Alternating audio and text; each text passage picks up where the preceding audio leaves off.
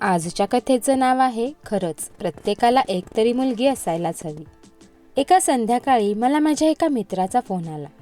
तुझ्याकडे रमेशचा फोटो आहे का? मी त्याला विचारलं, का रे, काय झालं? माझ्याकडे नाही आहे त्याचा फोटो. तर तो म्हणाला, अरे त्याच्या मुलीने मागितलाय.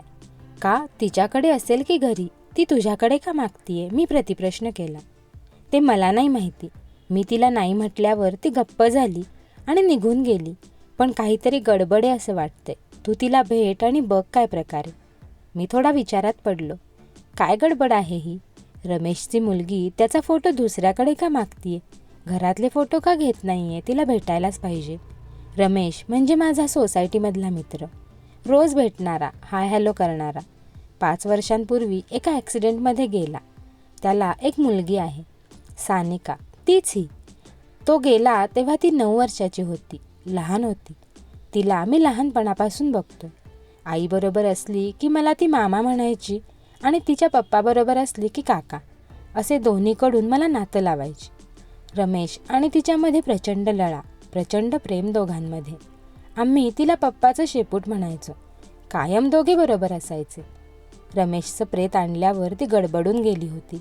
फक्त पप्पा पप्पा म्हणून त्याला हलवून उठाना उठाना, घरात चलाना एवढंच बोलत होती. प्रेत घेऊन जाताना खूप रडली होती ती. रमेश गेल्यावर खूप कमी वेळा भेटली, अंतर्मुख झालेली. भेटलो की काय बोलावं या मनस्थितीत असणारी, किंवा डोळ्यात टचकन पाणी आणून फक्त पप्पा म्हणून रडणारी. तेव्हा आम्हा मित्रांच्या पण डोळ्यात पाणी यायचं, पण आम्ही काहीच करू शकत नव्हतो. तिची आई तिला ओढत घेऊन जायची. तिच्या आईने पण नंतर रमेशच्या सगळ्या मित्रांशी बोलणं सोडून दिलं.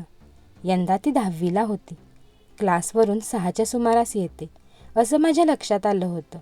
बहुतेक वेळा ती त्याच वेळेला मला दिसली होती. मी संध्याकाळी तिची वाट बघत माझ्या मित्राच्या मेडिकलमध्ये थांबलो. नजर तिलाच शोधत होती. मला ती सायकलवरून येताना दिसली. तसा मी पुढे जाऊन तिला हाक मारली. ती पण जवळ येऊन थांबली.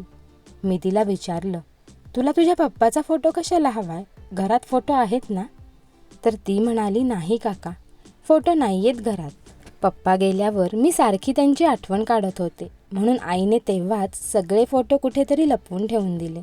मी तेव्हापासून पप्पाला बघितलंच नाही आहे. मला त्यांची खूप आठवण येते, म्हणून तिचा चेहरा रडवेला झाला. आता मी 10वीला आहे, खूप वेळ बाहेर असते, म्हणून आईने फोन घेऊन दिलाय. म्हणून मला पप्पांचा फोटो हवाय. मी त्यात सेव्ह करून ठेवेन. मला पण भरून आलं होतं. तिने तिच्या लाडक्या बापाला गेली 5 वर्ष तरी बघितलं नव्हतं. एका लहान मुलीने या भावना कशा पेलल्या असतील? आठवण आल्यावर ती काय करत असेल? मी याच विचाराने बेजार झालो होतो. मी तिला सांगितलं, बेटा, मी तुझ्या पप्पाचा फोटो तुला मिळवून देतो, मिळाल्यावर तुला फोन करतो. असं म्हणून मी तिचा नंबर घेतला, माझा दिला आणि मी निघालो. मला त्याच्या कामाच्या ठिकाणचे काही मित्र माहिती होते. त्यांच्या रोजच्या बसण्याचं एक ठिकाण होतं. तिथे मी दुसऱ्या दिवशी गेलो. मला त्याचे काही मित्र भेटले. मी त्यांना सगळं सांगितलं. हे सगळं ऐकून तेही स्तब्ध झाले. त्यांनाही सानिकाचा लळा होता. लहानपणापासून त्यांनीही तिला बघितलेलं होतं. प्रत्येकाकडे रमेशचे फोटो होते, पार्टीमधले, पिकनिकमधले.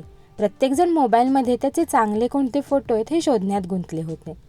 जवळजवळ 100पेक्षा जास्त चांगले फोटो निघाले. मी त्यांना ते मला मेल करायला सांगितले. मी खूप खुश होतो. एका बाळाला तिच्या पप्पाला भेटवणार होतो. मी त्या फोटोमधल्या एका चांगल्या फोटोची कलर प्रिंट काढली आणि संध्याकाळी सानिकाला फोन करून बोलवले आणि तिला तो फोटो दिला. ती त्या फोटोकडे एकटक बघत होती. ती कधी माझ्याकडे तर कधी रमेशच्या फोटोकडे बघत हसत पण होती आणि रडत पण होती. दोन्ही भाव एकाच वेळी तिच्या चेहऱ्यावर दिसत होते. मी तिच्या चेहऱ्यावरचे दोन्ही भाव टिपत होतो. ती माझ्यासाठी पण बाळच आहे. मला तिला जवळ घ्यावी असं वाटत होतं, पण तसे नाही करू शकलो. मी तिच्याकडून तिचा मेल ID घेऊन बाकीचे फोटो मेल करतो असं सांगून निघून आलो. मी घरी आल्यावर माझ्या मुलीला खूप वेळ जवळ घेऊन बसलो होतो. मलाही भावना अनावर झाल्या होत्या. तेव्हापासून मी माझ्या प्रत्येक मित्राला सांगत असतो, गाडी हळू चालवा.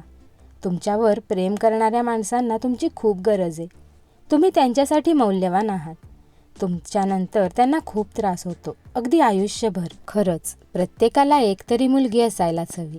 आपण जिवंत असताना आणि आपण मेल्यानंतरही आपल्यावर प्रेम करणारी, फक्त आपली मुलगीच असू शकते. जर तुम्हाला ही कथा आवडली असेल तर नक्की लाईक करा आणि अशाच नवनवीन व्हिडिओसाठी चॅनलला लगेच सबस्क्राईब करा.